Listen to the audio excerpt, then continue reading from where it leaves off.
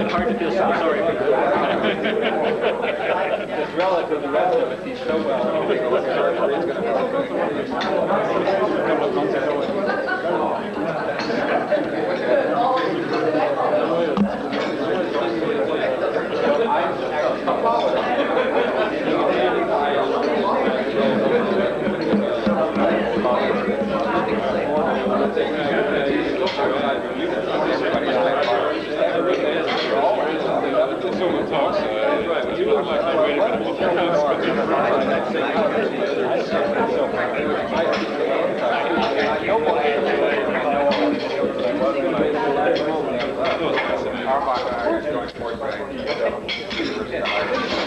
Budget of $5 million, so it's gone down to 4.5. It seems that since everyone is finishing up, it's time to take a few minutes. And what I would like to do first is I would like to recognize some of the people in the audience who are involved with the division, and in particular our division officers this year. I'm Ed Kugler. I'm the chairman of the division. Our chairman-elect is David Osborne. David, would you identify yourself, please? David Osborne. Our vice chairman is Charlie Campbell. Charlie is over here.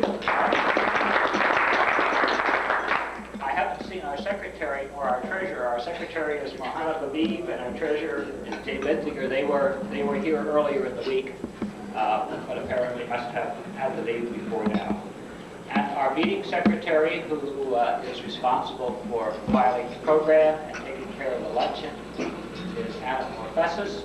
And I don't see Anna. Is Anna here? Anna had to leave early. Okay. I'm sorry to hear that. All right. Other people in the audience that I would like to recognize, and I certainly can't recognize everyone, we recognize various individuals within the division and within the discipline at our meetings. Of course, at this meeting, we're recognizing Henry Weinberg for receiving the Kendall Award, and we're also recognizing Cynthia Friend for receiving the Garvin Medal. And we'll say a little bit more about that later. But at our fall meeting, we also recognize two senior people in the field as Langmuir lecturers. And this fall's Langmuir lecturers are Wayne Goodman, who's sitting at the front table, and also Stig Freeberg, who I don't believe is here today.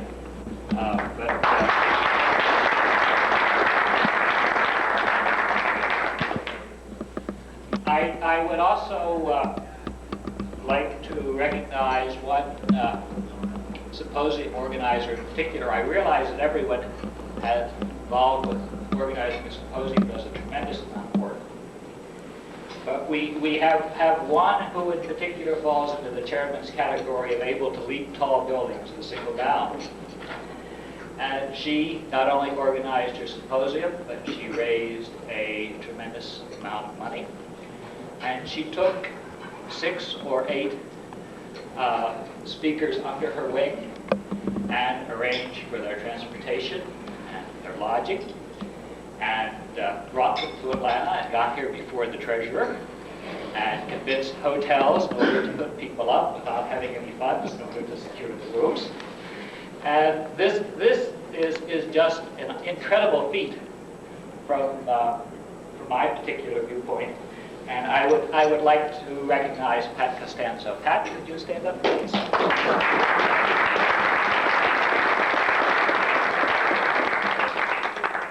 Thank you so much.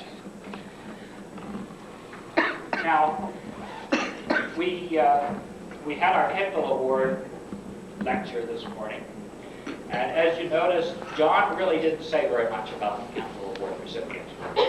So that it's been a tradition within the division to properly introduce the Kendall Award recipient at the luncheon. So at this time, I would like to turn the podium over to John Yates, who is the organizer for the Kendall Award Symposium. John? Thank you very much, Ed. It's a great pleasure to be here. I've never done this sort of thing before, and it might not work out, but as you probably know, it's my task to roast Henry Weinberg. Of course, I think you all know Henry very well. Some of you know a lot about him and his background. What I'm going to do today is to tell you some things that I know about Henry and also call on some people in the audience to do the same thing. Now, the first thing you find out about Henry when you work with him in a university situation is his flashing intellect. And I have a card in my pocket which illustrates very well this.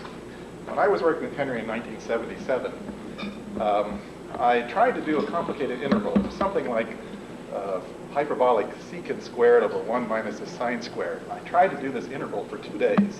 I went to all the big books in the Caltech library that had every integral you could think of in them.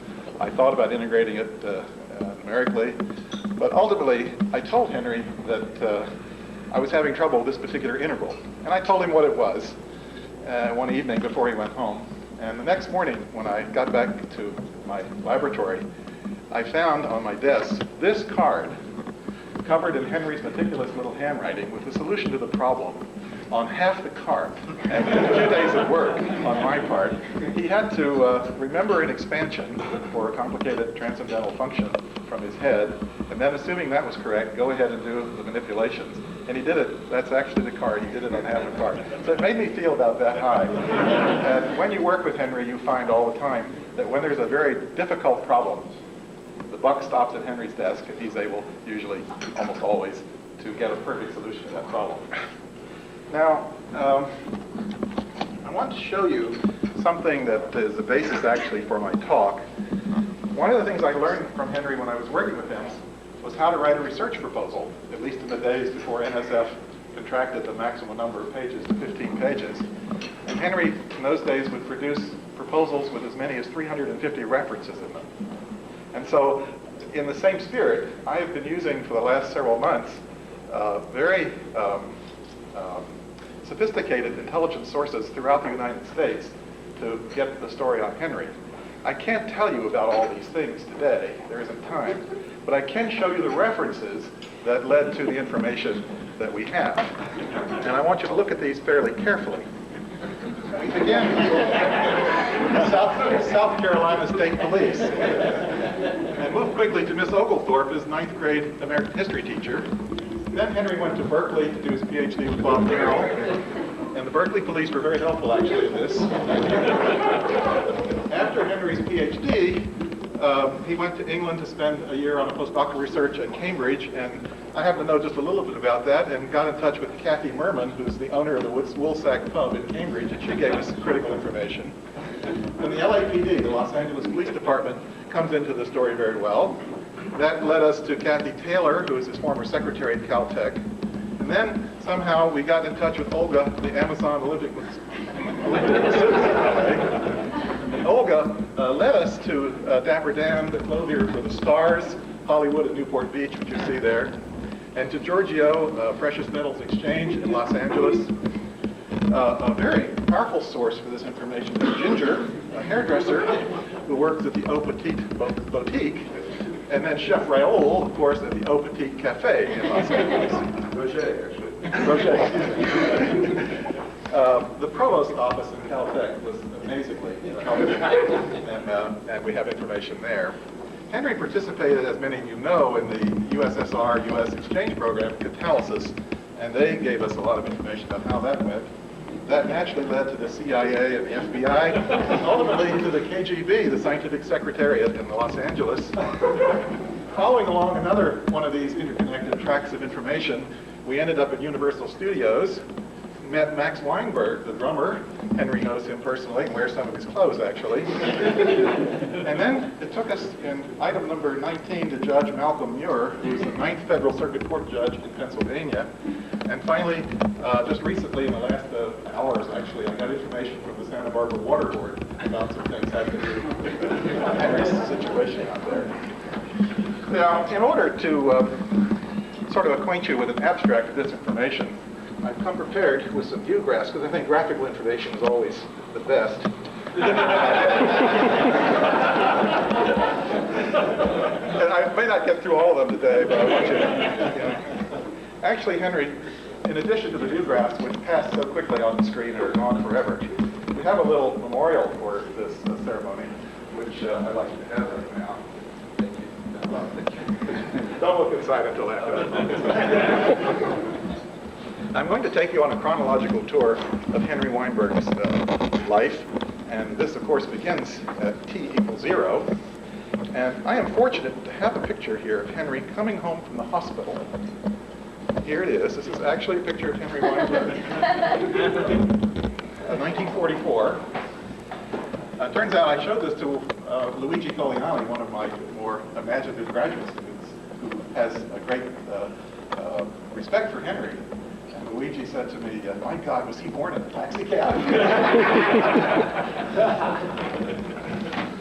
We move on about a year and a half to a situation where we actually have recorded on film here Henry hearing his first good story. Henry likes a good story. If you know Henry well, you'll know that he appreciates a good story. And this is actually a picture of Henry experiencing his first good story at age 1 and 10. Now, I'm going to do a little experiment here.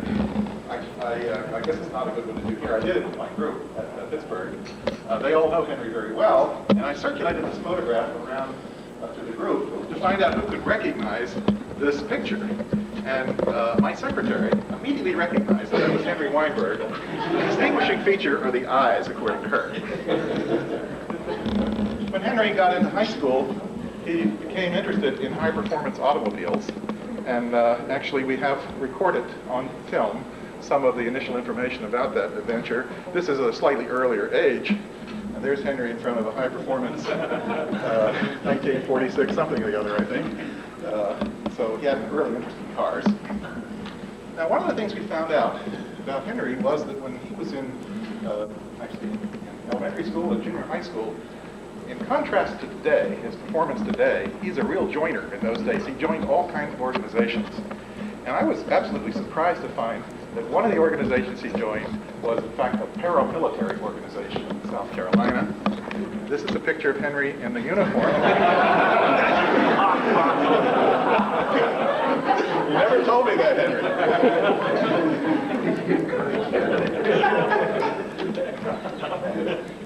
Now, if you get to know Henry pretty well, you immediately find that he has a trait which many of us do not have, and that is a real love for animals. It, these days, takes the form of house cats. I don't think I've actually known Henry not to have a cat in the house. But in the early days, Henry actually had an affinity for dogs. And here you see a dog whose name I really don't know. I couldn't get that information, Henry. Is that your dog? You remember the name? We're all wrapped up there, I think so. We also were able to talk to Miss Oglethorpe and others in the South Carolina school system about Henry's performance. He's always been a top student.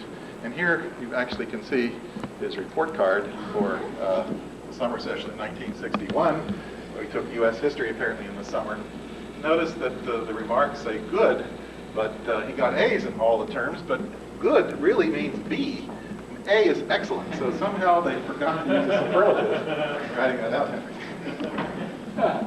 Now, going back to high school days and junior high school days, it was very difficult to get this piece of information, but I actually was able to get a photograph of Henry on his first date. And this is a picture of Henry on his first date. Looks to me like it took place at some posh seafood restaurant somewhere. I'm not sure the name of the lady, of course. Later on, Henry went to Harvard to give a distinguished series of lectures, and they gave him an autographed basketball, Spalding basketball. This is Henry with that basketball. It has all the Harvard greats autographs on the basketball. And you can actually see that in his office in Santa Barbara today if you go take a look at that. Well, with the type of photographic techniques that are now available, coming mainly through support of research in the military and so forth, it is possible to make a 3mm diameter lens with an f1.2 type of aperture to take pictures through small openings. And we have a picture, a bedroom picture, taken through a keyhole with that type of lens. And it shows Henry very close to the bedroom here. And then another picture of Henry taken at a later date, showing him in a very, very happy mood. This is what I call Henry as we know him today, holding a carnation there. Now, as you know, surface science uses exceedingly complex experimental apparatus. And you have to practice on this. You just don't get it in the box and turn it on in the laboratory and it works the first time. So here you see Henry and a friend actually practicing on a large piece of apparatus that is used for Air Force Office of Scientific Research work. And here are the two of us at the controls of, honest to God, real big airplane, getting ready to do our contract work for the Air Force. Now, you've seen photographs made all the way from day 0 up to almost the present. And you know, with the advanced types of techniques that are used, topological techniques that are used to computer analyze photographs, it's possible to take a series of photographs as a function of age and extrapolate them far into the future. So we were able actually to show you the computer representation of Henry Weinberg in the year 2014. And I hope the fellow whose this picture really is isn't in the audience, but this is Henry in the year 2014. Only slight weight gain, and most of the hair is still there in 2014. Anyway, Henry, that's a short vignette of your life before and after today. Now, I'd like to call on two people in the audience who have something to add to this little performance. The first is Ted Mady.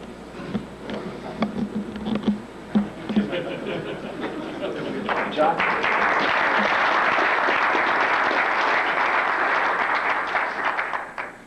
Well, Henry, mercifully, I only have one transparency. About 10 years ago, almost to the month, I was preparing to go off to Caltech. Henry had invited me to be a visiting professor, and during the weeks beforehand, there were a number of telephone calls back and forth to try to make the final arrangements. I was having difficulty reaching him in the last week, though, and I got this message, which my secretary wrote on a little piece of paper. The scrap of paper was one I saved because I thought it was such an interesting message. Well, it begins innocuously enough. Henry Weinberg called. You can reach him in his office until 5 o'clock. But then, if really urgent, you can reach him at his hairdresser's between 6 and 8. In preparing to go to California, I was a little apprehensive. I wasn't quite sure what we were going to find there. But I mean, I'm a guy who's never spent more than 15 minutes in a barber's chair, and so I wasn't quite. But then, and John has already indicated this, if no luck there, after 9, he'll be at the Open Peak Cafe. Now, during this period, I must say, Henry, I had an absolutely wonderful time at Caltech, and getting to know you and your colleagues a lot better. But the two things I regret is, one, I never met the hairdresser. Ginger, that's right. I never got to the Open Peak Cafe. So maybe sometime in the not-too-distant future we can do that. The other thing I wanted to make a mention on a more serious note is that actually our trajectories have crossed on a number of occasions at these prize-winning ceremonies, or at these sorts of ceremonies. I had the good fortune to read Henry's thesis, which is kind of a massive tome in itself. It looks like the New York Telephone Directory, and wrote a seconding letter for the Lemur Award. And at about the same time, I was on one of the judges for the Nottingham Prize, and now, of course, at this very prestigious ceremony. So, Henry, it's clear that the trajectory is still sloping upward, and I look forward to the next such award ceremony. Thank you.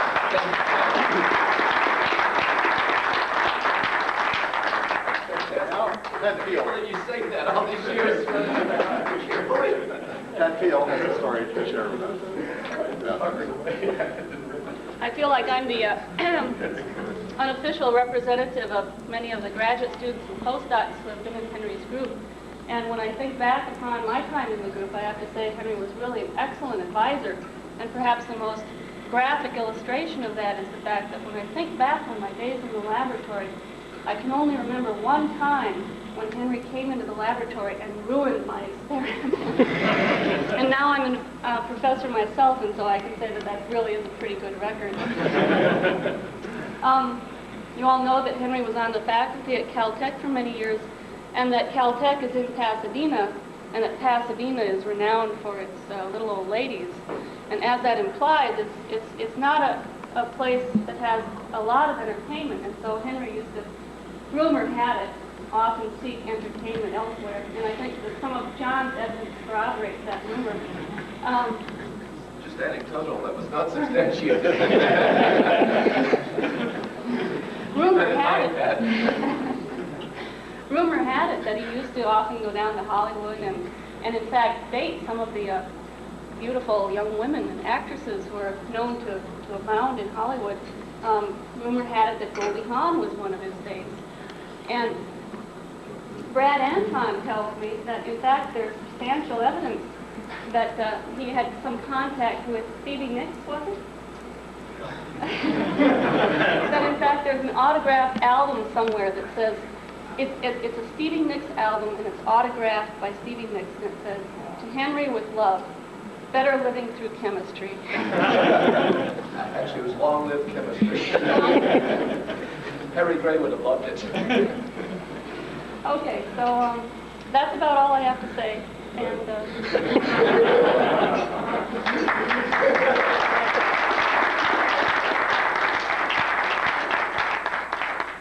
Well, Henry, congratulations on the Kendall Award. We're very proud of you. Thank you, John. Thank you very much.